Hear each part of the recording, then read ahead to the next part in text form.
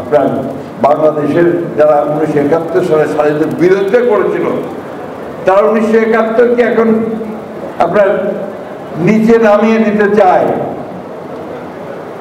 তারা শুধুমাত্র 24শে জুলাইয়ের যে আন্দোলন তাকে বড় করে দেখাতে চায়।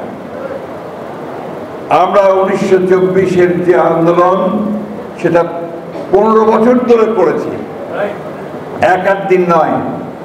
আমরা দেশে গণতন্ত্র প্রতিষ্ঠার জন্য, ফ্যাসিস্ট শক্তিকে পরাজিত করবার জন্যে, হাসিনাকে উৎখাত করার জন্যে আমরা কিন্তু 15 বছর সংগ্রাম করেছি।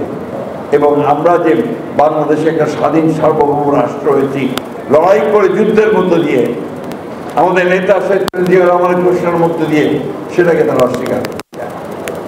আমরা এই ব্যাপারে খুব পরিষ্কার করে বলতে চাই, 1971 সালকে ভুলিয়ে দেওয়ার কোনো অবকাশ নেই, কারণ ওটাই হচ্ছে আমাদের জন্মের ঠিকানা।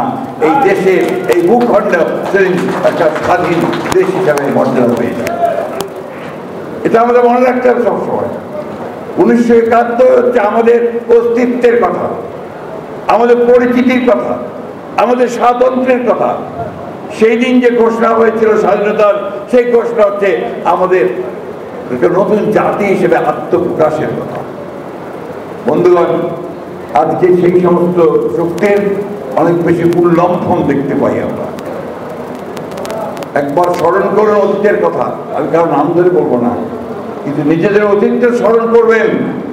1971 সালে আপনাদের কি ভূমিকা ছিল সেটাও আপনারা মনে রাখবেন। আমি কথাটা পরিষ্কার করে বলতে চাই, তাতে আপনার নাটকরা আমার কিছু করার নাই। সেদিন আপনারা সেই মুক্তিযুদ্ধকে গোলমাল বলে আখ্যায়িত করেছেন, কিছু দুষ্কৃতিকারীর একটা অভ্যুত্থানের কথা আমাদের চিহ্নিত করার চেষ্টা করেছিলেন, এবং যারা আমাদের হত্যা করছিল তাদের সঙ্গে হাতে হাত মিলিয়ে আপনারা এই দেশের মানুষকে হত্যা করেছিলেন, এবং আমাদের বহু গুণী জ্ঞানী ব্যক্তিকে সেদিন হত্যা করে বদ্ধভূমি ফেলে দিয়েছিলেন। আমরা একটু বলি, একটি রাজনৈতিক দল তারা একটা জোট বানিয়ে আবার সেটা করছে, তারা বিভিন্নভাবে আপনার এই সরকারকে তারা বাধ্য করতে চায় যে তাদের কথাটাই শুনতে হবে। আমাদের কথা খুব পরিষ্কার, আমরা যেটা সই করেছি সেটা অবশ্যই আমাদের আবার সেটার দায় দায়িত্ব গ্রহণ করব, কিন্তু যেটা আমরা সই করিনি সেটা দায় দায়িত্ব আমরা গ্রহণ করব না। আমরা চাই যে এই বিষয়গুলো একটু আলোচনার মাধ্যমে সমাধান করা হোক।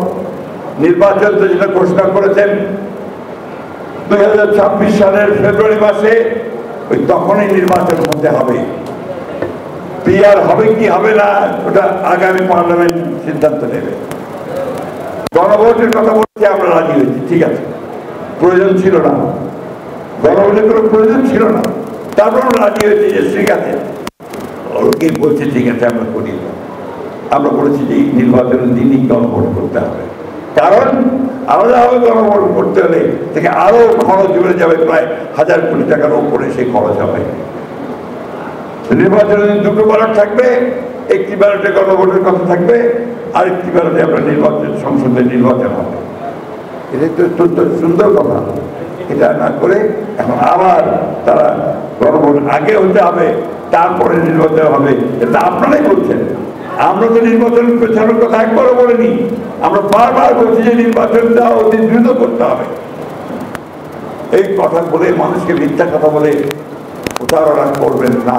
আমি আজকে কাগজে দেখলাম আমাদের অত্যন্ত শ্রদ্ধেয় বন্ধু মানুষ তাহের সাহেব তার এলাকায় আমাদেরকে দোষারোপ করেছেন যে আপনারা কি নির্বাচন কে বাধা দিল। এখন পর্যন্ত নির্বাচনকে যতটা বাধা সৃষ্টি করেছেন আপনারা করেছেন।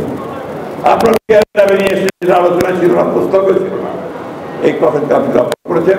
জোট পাকিয়ে রাস্তার মধ্যে আন্দোলন করছেন এবং ধমক দিচ্ছেন আজকেই হতে হবে, তাহলে আমরা নির্বাচন হতে দেব না। এটা হচ্ছে মানুষকে বোকা বানানো। আমি এই বিষয়ে আর কথা বলতে চাই না। আমি শুধু একটা কথা বলতে চাই ভাই, যে অত্যন্ত কঠিন একটা সময় আমরা পার হচ্ছি। এই সময়টা আমাদের জন্য একটা পরীক্ষা, যেখানে কতটা ধৈর্য ধরে আমরা এই সময়টা পার করতে পারি, নির্বাচনটা করতে পারি। এখানে বিভিন্ন শক্তি প্রধান উপদেষ্টা নিজেই বলছেন যে কোনো সময় হামলা হতে পারে।